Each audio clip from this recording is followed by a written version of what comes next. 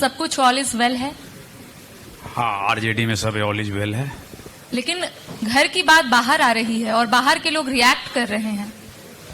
देखिए, हम राजद के नेता हैं, पार्टी के कार्यकर्ता हैं, तो हमें राजद के नीतियों पे, सिद्धांतों पे बात करनी है, न कि उनके परिवार में झांकने की है। परिवार में अनेकों, प्रत्येक परिवार है, जिनका भी परिवार है, परिवार में कुछ न कुछ कमियां रहती है, कुछ न कुछ होता है, घटित होता है। उस घटनाओं पर हम नहीं जाएंगे। लेकिन इस चुनाव में तो इसका असर हो सकता है ना? चुनाव देखिए, मुद्दों पर लड़ा जाता है, नीतियों पे लड़ा जाता है। तो ये मुद्दों की बात होनी चाहिए, नीतियों की बात होनी चाहिए, पब्लिक का ध्यान उस पर है। लेकिन मुद्दा सिर्फ यही है कि किसने किसको अनफॉलो किया। देखिए, देखिए, जब हमारे नेता आदरणीय लालू प्रसाद यादव जी ने तेजस्वी बाबू को आगे कर दिया है, तो हम लोग फॉलो कर रहे हैं तेजस्वी बाबू को, जनता भी फॉलो कर रही है। और आने वाला जो इलेक्शन है, तेजस्वी बाबू ही आगे हैं। बेटी ने भी तो किडनी दिया है ना, आज पिता को तो जीवन दान बेटी ने दिया है। भाई, परिवार का पार्ट है, तो बेटी लोग किडनी दें, बेटा लोग किडनी दें, मतलब जो दें वो तो लोग देते ही हैं। वहाँ भावुकता की बात होती है, परिवार का बात होता है, तो वो एक अलग इशू है, राजनीति एक अलग इशू है। दानापुर में आपके विधायक हैं वितराल यादव जी, अभी जेल में है, लेकिन आप भी कह रहे हैं वहीं से तैयारी करेंगे, तो क्या आपको भरोसा है पार्टी टिकट देगी? देखिए, हम पार्टी के नीति सिद्धांतों पे विश्वास करने वाले लोग हैं।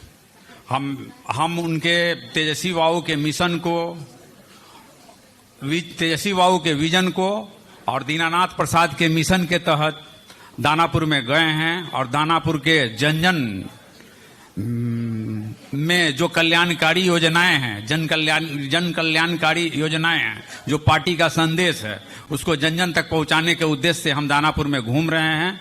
और दानापुर क्या लग रहा है आपको मिलेगा टिकट?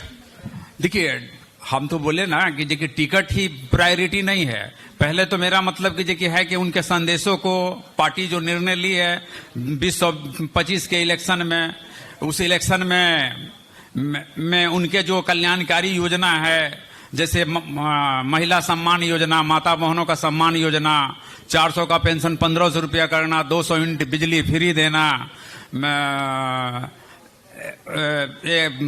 सिलेंडर गैस 500 रुपया में मुहैया कराना, तो ये सारी जो सरकार तो पहले ही फ्री कर दी है ना।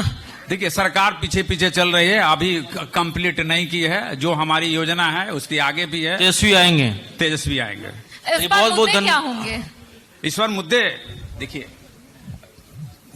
देखिए, अभी बिहार में जो है पलायन मुद्दा है, बेरोजगारी मुद्दा है, शिक्षा मुद्दा है, चिकित्सा मुद्दा है, सभी मोर्चों पर बिहार सरकार फेल है। और 1977 में जो आंदोलन आप देखे थे जयप्रकाश नारायण जी का नाम, वैसा आंदोलन के तौर पे बिहार जो है आंदोलनरत है अभी आज के डेट में। आज हमारे तेजस्वी बाबू अधिकार यात्रा में निकले हैं, तो अधिकार यात्रा में जो लोगों का भीड़ उमड़ रहा है, उससे देखने के बाद आपको खुदे पता चल गया होगा कि बिहार का हालात क्या है। बिहार में बहुत कुछ अच्छा नहीं हो रहा है। पिछला 20 सालों से जो सरकार चल रही है बिहार में, वो 20 सालों से नीतीश कुमार बिहार में हैं मुख्यमंत्री, और 15 सालों से भारतीय जनता पार्टी की सरकार है केंद्र में, और दोनों मिल करके कहती है कि हम डबल इंजन की सरकार हैं। और डबल इंजन की सरकार मिल करके भी कोई ऐसा काम नहीं किया जो पब्लिक में अमिट छाप छोड़े।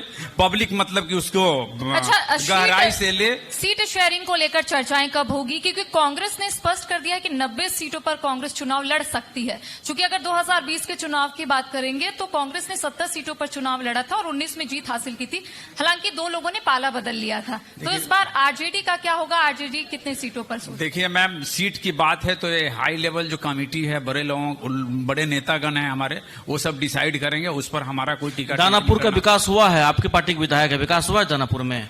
देखिए, दानापुर में जो हमारी पार्टी के जो मतलब एमएलए हैं वो पिछला 5 साल से हैं, और उसके पहले 20 सालों से 15-20 सालों से जो है भाजपा का एमएलए था। तो वहां पर जो है जो विकास जो है, अब भाजपा की सरकार भी, भाजपा गठबंधन की सरकार भी बिहार में चल रही है, तो विकास जो है ना दानापुर का वहां छूटा है। हमारे 5 साल से जो एमएलए हैं, जितना बन सका है वो काफी काम किए हैं, और उनको मतलब कि कोई दिक्कत नहीं है हमारे एमएलए में। हम एमएलए जो है जो सहयोग किए हैं, जितना बन सका उतना किए। दीना जी, आप आए, समय निकाले, अपनी पार्टी के बातों को मजबूती रखा, बहुत बहुत धन्यवाद आपको आने के लिए, बहुत बहुत शुक्रिया। जी जी, धन्यवाद।